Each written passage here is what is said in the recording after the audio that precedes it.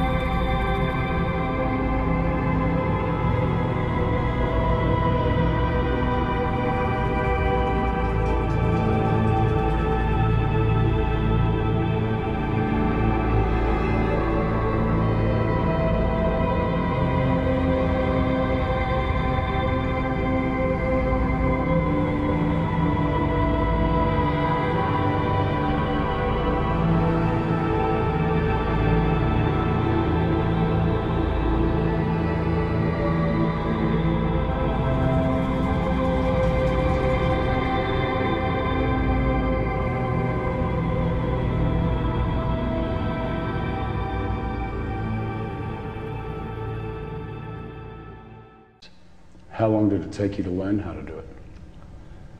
It took me about 6 months before I was at the point where I could start doing Solomon's magic with a goetic mirror. And it's a form of worship? Yes, it is. It's my way of worshiping God. We see the pagan gods and goddesses as personifications of forces of nature.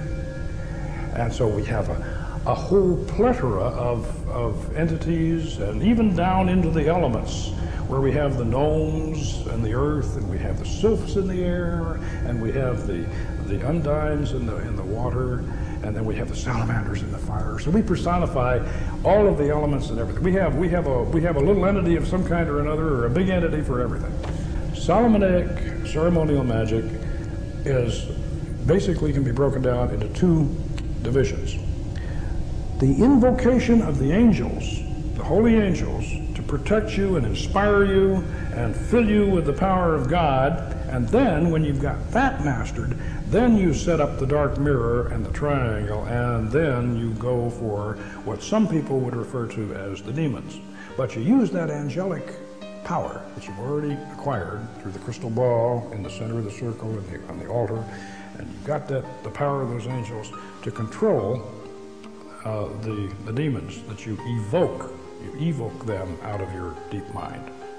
And so Solomonic magic, all the way from back in the Middle Ages, can be broken down into those two facets. Tell me the procedure we're going to go through tonight, just what you're going to do, what we're going to see. What you're going to see is the evocation stage of Solomon's magic. This is the advanced stage after you have gone through the series of angelic invocations, which we're not going to specifically do tonight. They've already been done. We've got the angels already inside us and on our side, but we are going to invoke those angels with a pentagram ritual. Mike's going to do that, Frater Solomon. He's going to invoke the angels in a pentagram ritual. Then I'm going to open up the psychic centers, because we are, as far as I know, we are the only lodge in the West that has a full operating system of chakras. We have all the planets and the spheres of the Kabbalistic tree of life right in one straight line. So we operate that way. So we're going to have a ritual after Mike does his pentagram ritual and establishes these four angels that we're talking about and gets them to protect us and cast the circle. Then I'm going to open up the particular sphere that we're working in, the lunar sphere. Then from there we're going to go on up to the sphere of Jupiter. And then we're going to circumambulate around the circle, the magic circle, clockwise, sunwise. And then we're going to get on that mirror, and Mike is going to be staring into the mirror, and I'm going to sit behind him as the magus, and I'm going to conjure, and he will go into a trance. We'll both be in a trance, actually. Before I'll ever do an operation, I usually know what spirit I'm going to do, and my mindset will already begin to be geared towards that spirit, and I'll already be interacting with the energies of that spirit.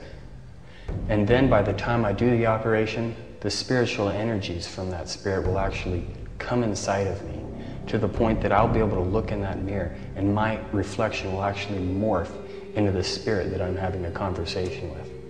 His reflection blanks out, and as I'm conjuring, then what comes back in is going to be the spirit. What does it feel like? Are you aware of what's happening, or are you in a total trance? Can you remember what's happened? I am aware of what is happening, but there is somewhat of a transformation that does occur. So what's inside of me isn't really what's me speaking. It's these ideas that are pouring through me from a foreign energy, and these foreign energies will begin to express themselves in their own unique ways that I'll eventually realize are not my own thoughts. When we videotaped the actual summoning of the spirit in the temple, there were no rehearsals and no retakes. So what you're about to see is real, shown exactly as it happened. And in my professional opinion, it's one of the most remarkable documentations of a supernatural event ever recorded. Lies in the Book of Spells.